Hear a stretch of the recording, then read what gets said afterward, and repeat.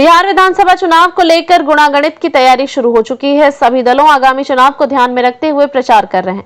ऐसे में महागठबंधन में शामिल दल सीटों को लेकर राष्ट्रीय जनता दल पर दबाव बनाना शुरू कर चुके हैं।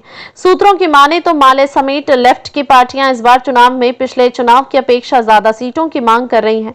सिवान की जिन विधानसभा सीटों पर माले या लेफ्ट पार्टी का दावा है उसमें जीरादेई, दरौली और दरौंदा है। वर्तमान में जीरादेई सीट से माले के अमरजीत कुशवाहा विधायक हैं, वहीं दरौली विधानसभा सीट से सतदेव राम विधायक हैं।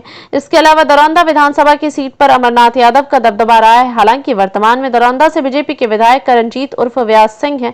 बताया जा रहा है कि माले सिवान की इन तीनों सीट से चुनाव लड़ सकती है। अगर ऐसा होता है तो लड़ाई दिलचस्प हो जाएगी। वहीं महागठबंधन में कांग्रेस 50 से ज्यादा सीटों पर दावा ठोक रही है। सिवान में कांग्रेस महाराजगंज और गोरियाकोठी पर दावा ठोक रही है। महाराजगंज से कांग्रेस के विधायक विजय शंकर दुबे हैं तो गोरियाकोठी से बीजेपी के विधायक देवेशकांत सिंह हैं। जानकारी के मुताबिक इस बार के चुनाव में राजद बहुत सोच समझकर फैसला करने वाली है। बता दें कि साल 2020 के बिहार विधानसभा चुनाव में महागठबंधन में राजद, कांग्रेस और लेफ्ट पार्टियां थी। चुनाव में राजद सबसे बड़ी पार्टी जरूर बनी थी, लेकिन सरकार बनने से चूक गई थी। इस चुनाव में लेफ्ट पार्टियों ने कांग्रेस से बेहतर प्रदर्शन किया था और कांग्रेस महज 19 सीटों पर ही जीत दर्ज कर पाई थी। कम सीटों पर जीत दर्ज कर पाने की वजह से महागठबंधन सरकार नहीं बना पाई थी। 2020 के विधानसभा चुनाव में जहां कांग्रेस ने 70 सीटों पर चुनाव लड़ा, जिसमें पार्टी को महज 19 सीटों पर ही जीत मिली, वहीं लेफ्ट पार्टियों के खाते से 29 सीटें आई थी, जिसमें से 16 सीट पर कामयाबी मिली थी, जबकि राजद 75 सीटें जीतकर राज्य की सबसे बड़ी पार्टी बनी थी। महागठबंधन के खाते में 110 सीटें आई, लेकिन सरकार बनाने से चूक गई।